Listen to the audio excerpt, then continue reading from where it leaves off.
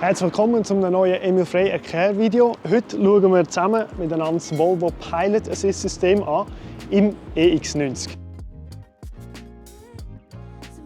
Gut, wie aktiviere ich das Pilot Assist System? Ich habe ja hier rechts den Gangwahlhebel. Wenn ich runterdrücke, bin ich auf Drive. Zusätzlich, wenn ich jetzt nachher aus dieser Kreuzung rausfahre, habe ich nachher die Möglichkeit, wenn ich erneut aber Richtung D drücken, dass der Pilot Assist von selber angeht. Auf dem Screen sehen wir jetzt die ganze Zeit Autos, die durchfahren, die er erkennt.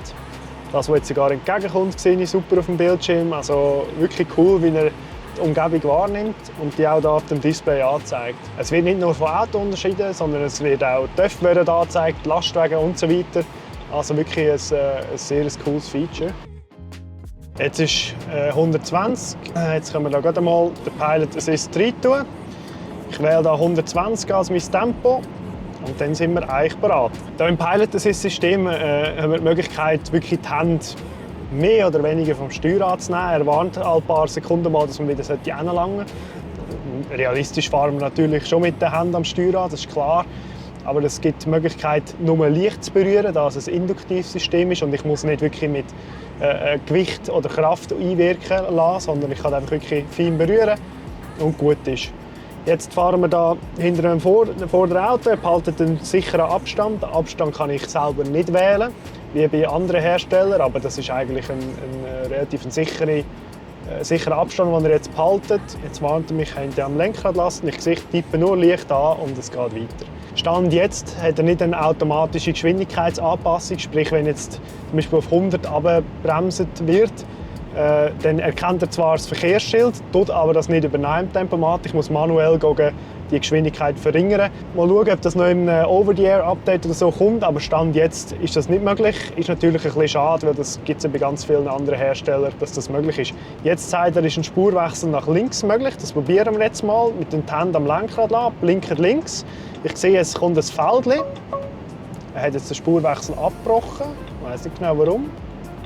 Beide Hände am Steuerrad lassen, dann geht er rüber, genau. Jetzt sieht es gut aus. Das grüne Feld ist erreicht und er ist da. Und jetzt kann ich beschleunigen. Das hat jetzt sehr gut funktioniert. Jetzt haben wir da vorne nochmal eine Möglichkeit, das zu machen. So, jetzt habe ich rechts dann bald Platz. Jetzt sagt er mir, es ist ein Spurwechsel möglich. Ich blinke rechts, das Feld kommt. Beide Hände bleiben am Steuerrad, ohne Kraft einzuwirken. Und der Spurwechsel ist gemacht. Sehr smooth, wirklich. Auch da ist recht cool. Ich sehe jetzt die zwei Lastwagen, die da rechts von uns sind. Er warnt mich auch, dass hinten im toten Winkel noch ein Fahrzeug ist. Jetzt ist er aus dem toten Winkel verschwindet. Jetzt kommen wir hier auf höhere Lastwagen, zeigt wieder den Lastwagen an. Wirklich sehr cool gelöst, auch mit der Darstellung hier auf dem Bildschirm. Das Auto hat, wie in unserem Car Review schon erwähnt, das Car Review findet ihr hier oben, wenn ihr da klickt. Das Auto hat einen LiDAR-Scanner oben verbaut und in Zukunft wird es eine Möglichkeit geben, dass das Auto auch Autonomous Driving Level 3 sollte können. Sprich mit Updates und so weiter sollte das freigeschaltet werden. Auf dem Steuerrad hat es einen ausgeräten Knopf mit einem Lenkrad mit einem A oben links. Das wird dann der Knopf sein für das Autonomous Driving, wo dann eben in Zukunft irgendwann einmal, sobald es erlaubt ist, sollte freigeschaltet werden. Ich kann jetzt wieder einen Spurwechsel machen. Die Hände bleiben dann, jetzt war er sich nicht sicher gewesen, er hat doch nicht genug Abstand zum vorderen Auto. Und dann macht er es nicht. Im ganzen Auto sind zusätzlich Sensoren und Kameras verbaut im Innenraum, die mich eigentlich die ganze Zeit beobachtet. Sprich, wenn ich meine Augen zu lang von der Straße nehme, wird er mich auch warnen. Ich probiere es einmal. Genau, da ist die Warnung gekommen, dass ich mich aufs Fahren konzentrieren soll. Die sind eben da unten beim Lenkrad verbaut. Vorne ist auch nochmal ein Sensor. Und die schauen eigentlich konstant, wie es mir geht, ob ich noch konzentriert bin und so weiter. Und wenn er merkt, ich bin nicht in der Lage, um das Pilot Assist zu brauchen, dann lässt es sich auch gar nicht einschalten. Sprich, eben, man muss sage ich mal, trotzdem noch konzentriert sein, dass man das Feature überhaupt brauchen kann. Jetzt auf der Autobahnausfahrt. Jetzt können wir gerade mal schauen, wie er das macht. Das Auto vor uns sollte die gleiche Route fahren. Schauen wir mal, da vorne kommt eine recht steile Kurve. Die Autobahnausfahrt. Jetzt schauen wir, wie er das handelt. Ich reduziere die Geschwindigkeit auf 60. Macht er sehr solid jetzt. Jetzt ist es gefährlich geworden mit der Spur. Ist er durcheinander gekommen, aber recht gut gemacht. Die ersten paar Meter und nachher ist es halt von einer Spur auf zwei gegangen, dann wird es halt schwierig. bei so hoher Geschwindigkeit. So, auf der Autobahn haben wir ja gesehen, das funktioniert super mit dem Pilot Assist, oder sagen wir jetzt mal wirklich zu etwa 80% perfekt. Mit dem LiDAR und so weiter wird es natürlich dann noch mal ein Stückchen besser. Aber Stand jetzt für das Level, was es hat, sehr gut. Das Einzige, was ich wirklich vermisse, ist das automatische Anpassen der Geschwindigkeit. Das fehlt und ich finde, das müsste wirklich rein. Ich hoffe, dass das dann über das Over-the-Air-Update kommt. Ansonsten eigentlich wirklich sehr angenehm zum Fahren. Auch wenn man jetzt nicht voll den Autopilot braucht, sondern einfach die Assistenzsysteme, die man hat, wie der Spurhalteassistent, hilft schon, dass man da ein bisschen angenehmer fahren kann. Und auf jeden Fall sicher. Jetzt probieren wir noch, wie das auf der Landstraße funktioniert. Wir haben jetzt sogar eine 80er-Zone, wo wir reingehen. Wir folgen da ein paar Autos und dann schauen wir mal, wie er so reagiert. Das ist jetzt die Warnung für Geschwindigkeit. Eigentlich wäre da 80, aber er hat einfach noch ein anderes Strassenschild gesehen. Jetzt schauen wir mal, ob er den Kreisel so erkennt. Er würde eigentlich gemäss Navi wissen, dass es einer ist. Ich kann jetzt da nicht bremsen. Er bremst da perfekt wegen dem Kia. Jetzt bin ich gespannt, was er macht. Kreisel. Ja, nein, das funktioniert nicht. So weit sind wir leider noch nicht ganz, aber er ist schon mal gut in den Kreisel reingefahren.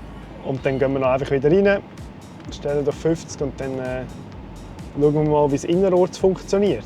Aber innerorts bis jetzt sehr gut. Jetzt haben wir gerade noch einen kleinen Test wegen dem Bahnübergang. Aber sieht alles solid aus, gut gehandelt. Ja, auch Abbiegungen und so werden gut erkannt, dass er sie eben nicht nimmt. Bis jetzt wirklich echt cool, wie er es macht. Aber Kreisel bis jetzt noch Knackpunkt. Das ist natürlich auch auf Level 2 noch nicht erforderlich. Aber er bremst immer schön ab vor dem Kreisel. Fährt auch wieder von selber beschleunigen. Also eigentlich, wenn es jetzt noch das mit der Geschwindigkeitstafelerkennung hätte und beziehungsweise der Anpassung, dann könnte man praktisch ohne überhaupt auf Pedalen stehen unterwegs sein. Jetzt weiss ich gerade nicht, was abgeht. Jetzt bin ich gespannt, sobald er die Spur wieder erkennt, müsste er wieder beschleunigen. Korrekt, macht er auch. Auch wenn mal nicht so viele Linien rum sind auf der Straße, verhält er sich, sage jetzt mal, sicher. Er fährt nicht irgendwie plötzlich rechts oder links gehen, sondern geht intuitiv dorthin, wo auch eine Spur könnte sein. Und das funktioniert jetzt bis jetzt innerorts sehr gut. Jetzt hatten wir gerade ein Beispiel, oder? Jetzt ist Tafel 60, das hat er auch sehr gut erkannt. Jetzt schaltet es nachher gerade um. Ja, obwohl er hat jetzt 80 erkannt, das ist natürlich auch nicht ganz richtig. Ah doch, zuerst 60 und dann 80. Also die Erkennung funktioniert, aber leider das mit der Anpassung nicht. Und das ist wirklich im Moment ein schwieriger Fall, wenn man da wirklich sich auf die Fahne schreibt, dass man da voll Level 2 fahren kann und dann geht das nicht, das ist ein bisschen schade. Das ist wirklich bis jetzt das einzige Negative, das ich erkannt habe bis jetzt. Nein, ich würde sagen, der Pilot Assist funktioniert auf der Autobahn super. Dort eben noch mit der Einschränkung, dass er Geschwindigkeitsanpassungen nicht selber durchführt. Das heisst, ich muss noch manuell auf- oder halt abstellen. Innerorts funktioniert sicher gut als Unterstützung. Eben bei Kreisel und bei unklarer Linienführung wird es natürlich schwierig. Aber overall definitiv wirklich hilfreich für die Fahrer und definitiv zur Sicherheit ein wichtiges Feature.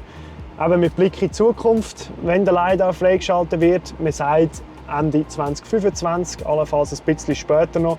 Und wenn die ganzen autonomen Fahren rechts und so, die Richtlinien endlich durchgekommen sind, dann wird da der Knopf freigeschaltet, wahrscheinlich durch das Over-the-Air-Update, und dann kann man mit dem Auto tiptop auch in der Zukunft voll autonom fahren. Also das heisst, wenn man jetzt investiert, das Auto kauft, sollte man in den nächsten Jahren gewappnet sein für all das, was kommt.